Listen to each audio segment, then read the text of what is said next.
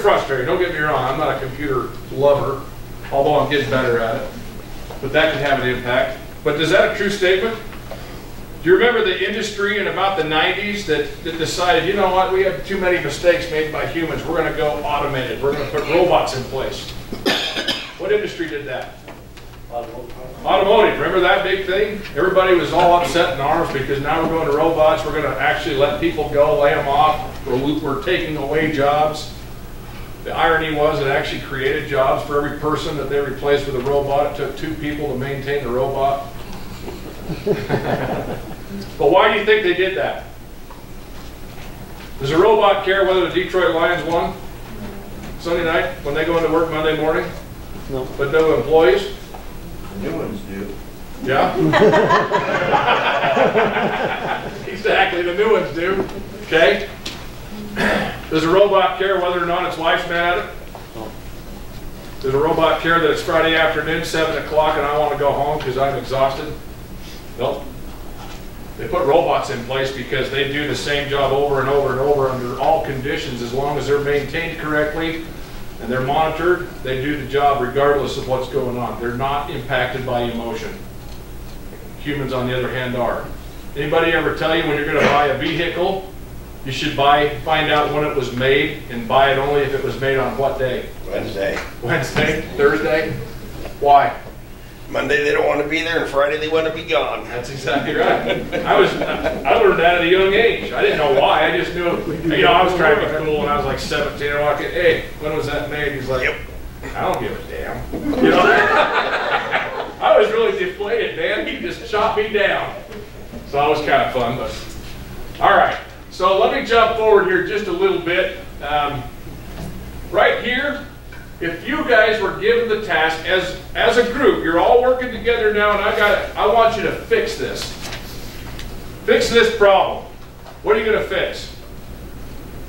Work practices. Work practices. And written procedure. Right over here, right? Everybody agree? Anybody disagree? Probably. Here's something I want to share with you. From a very young age, we've all been taught that if we look at a chart like this, we look at the highest bar, and that's the problem. We automatically go there because, oh my gosh, look at that. We've got 806 issues right there. But really, if you think about it, work practices, who's doing the work practices? We are. Not only are we doing the work practices, this falls underneath that smaller 30%. That's individual behaviors. It's the practices we are exercising as we're out doing the work. What does the rest of this stuff around it mean? What is the rest of this? What part of it? Is it the individual or the organization? It's the organization. It is the organization. So if I start working on the organization and don't even touch work practices, I'm not going to worry about that initially. I'm going to start dealing with organizational issues. So I'm going to start looking at change management maybe. I'm going to look over here, supervisory methods. What are the supervisors doing in the field? Are they bringing some old school techniques and ways of approaching it, or are we actually out there trying to promote safety and make sure guys aren't getting injured on the job and making a difference? Resource management, written procedures. Are our procedures effective? Are they written so everybody understands them? Have we got latent organizational weaknesses in there? Are we setting people up? So we evaluate those. We start impacting that organization. Once we start fixing that, what happens to work practices? They start going down. We don't even have to touch them. They're impacted directly by the organization. So we are able to impact work practices by making those changes in the organization. Kind of an interesting concept. A little change of thought, really, from a lot of traditional methodology out there for making improvements. Just because the river's calm, do not think the crocodiles are gone. What do you think of that? You ever go out and work for a summer and it's just smooth sailing, we haven't really had any accidents, everything's going great? And then all of a sudden, whammo, we get hit with something. And how do we not see it coming? We argue or promote the idea that when things are kind of smooth and quiet, we're not seeing something. That's when our triggers go off and we're like, wait a minute, what are we not seeing? We got to stop for a minute and look. I deal with construction sites a lot. I deal with contractors, but believe it or not, one of my biggest challenges right now are dental offices. I've got more significant injuries with dental office employees than I do with construction employees. I've got one total knee replacement in the last year, one almost total knee replacement. I had to go in and tear everything out of there and reconstruct it. We had a fatality, I think Terry probably remembers that one before I was there, but that happened from a lady falling down the stairs in the dental office and unfortunately having, I think it was an aneurysm or whatever, and it led to her death. So those are the things you got to think about it in the areas, even in the office. Can things happen? Ever hear of anybody getting killed in the office place? It happens. Or injured. Don't want to get too morbid, but it does happen. Okay. People are fallible, even the very best make mistakes. Error-likely situations are predictable, and if they're predictable, then they're manageable and preventable. If you ever watch people's behaviors and get to where you can generate an idea of, well, watch here, watch what they're going to do. They're going to do this about, there it is. You see them doing it? What's that called? That's called predicting. You watch people's habit patterns, work habits, and you're going to start seeing things out there. I was just talking to a buddy of mine that's a lineman. We were reflecting on an older gentleman that worked in the city of Idaho Falls years ago as a lineman. When you were an apprentice working under him, you were always in fear because he carried a great big crescent wrench, and if you put your hand in the wrong spot, he would whack it. And it was nightmarish. I mean, you're always like, I don't want to touch anything. But this guy knew, he was predicting what's going to happen if you start doing certain things. And because he was able to do that, nowadays I don't know that his methods would be acceptable, but he was trying to get you in a habit of preventing doing those things. People achieve high levels of performance based largely on encouragement and reinforcement received from leaders, peers, and subordinates. Those of you that are supervisors and above, do you go out and tell your people, great job? Doesn't take much. Or you just point out the bad stuff. And if you're doing that, how well does that work with the group? My son worked for an organization where they had a guy that was a supervisor, did nothing but drive around in a truck and take pictures of trash that was laying around or problems, wouldn't do anything about it. Then he'd send these nasty texts out to the employees. This went on for about 3.5 months. All but my son quit. They couldn't stand him. They didn't want to be there. And then he couldn't figure out why they quit, because it's a great job, right? So it's just the way that you approach people. Now, I'm not saying you have to be all warm and fuzzy, huggy out there all the time, but just, you know, hey, thanks for doing a great job. It means a lot to people. That reinforcement's good. When you get reinforcement, somebody says, hey, great job, or they give you a raise and you've been doing a great job. Are you going to try and do the same thing over? You're going to repeat that behavior? Absolutely. Events can be avoided by understanding the reasons that mistakes occur and applying lessons learned. So if there is an event, one of the greatest things we can do is learn from it. Try to understand why it happened. Try to understand how in the world did we get to this point. And by better understanding that, utilizing that to prevent it from ever happening again. Anybody ever run into a door before or a building?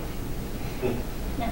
Does that happen? Mm-hmm. Out at the INL, I had a group of employees that were great truck drivers. They were awesome, and they kind of worked through the ranks, and they got seasoned to a point they were made supervisors, and once they advanced, they brought in the new, if you will, classmen to be truck drivers. They didn't have near the experience. Within the first month, we had 2 of them sideswipe an entry door because they couldn't understand that the trailer actually doesn't follow the truck verbatim into an entry, that it actually cuts across. So they're making turns into the building and sideswiping the entry. They took out, one of them took out an overhead door, another one took out an x-ray machine and a couple other things with it before he realized he'd actually made contact. It's a lack of experience. But even further, it's a lack of training and understanding on the supervisor's part or whoever was involved in that aspect. It was a lack of really understanding what that person's limitations were and ensuring that they were able to do the job completely, accurately, and safely before they were asked to go do it. So those things happen. But man, after the first time, We should have learned from that. We didn't. By the end of that summer, we'd had 6 accidents. People hitting the buildings, running into doorways, jumping the clutch and flying forward and hitting bollards, if you can believe that. Thank goodness there was no first person in front of them. So what do you think their cure was? They got rid of the trucks. I couldn't believe it. They got rid of the trucks and gave us bobtails, so we all got to drive around just a little 3-ton grain truck, which increased the workload by 3.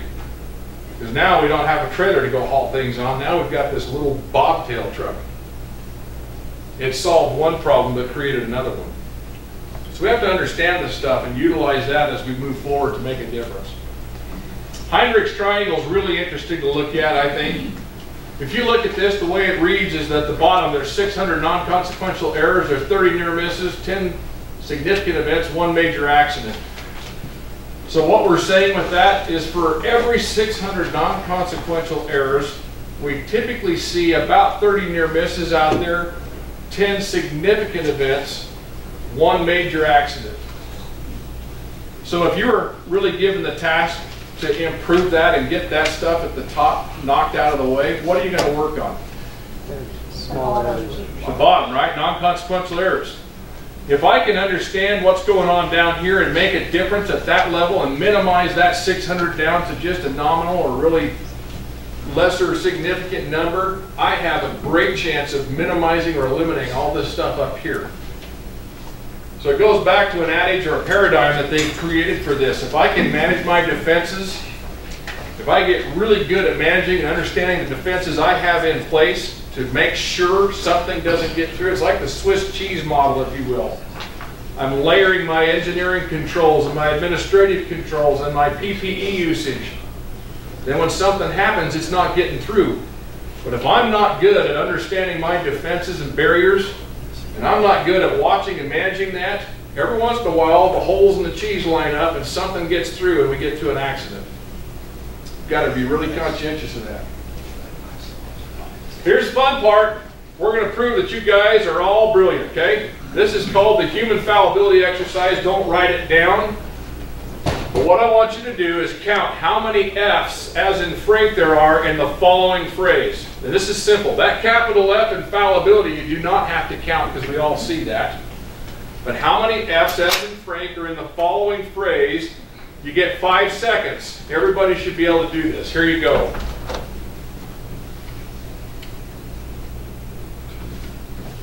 Okay, ma'am in the back, what'd you get? I didn't finish reading. You didn't finish reading it. I got 6 where I was. You got 6, okay? What'd you guys get? 2. She got 6. You got 2? Anybody else? You got 3.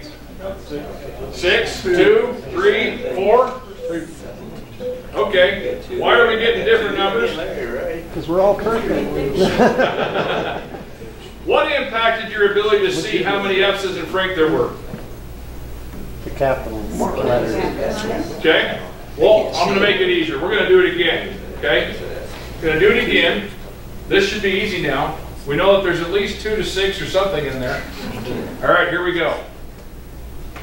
1001, 1002, 1003, 1004, 1005. Gave you a little more time on that. What'd you come up with? Everybody get the same number? Do you count just that paragraph or those? Nope, you don't have to count the F's and up in fallibility. That one's out. We got 2. Got 2. 4. Okay, the answer is actually 6. Why didn't you get 6? All right, let's look at this. 1, 2, 3, 4, 5, Could you 6. skip the F's and O's? What does the word of sound like? Is there a V in it? In fact, of is what? It's a preposition. It's the building block of a prepositional phrase in the language that we so commonly use. But do we actually look at the word of, or does our brain automatically pick it up and we just right through it? How many of you saw the F in scientific? Majority of you saw that.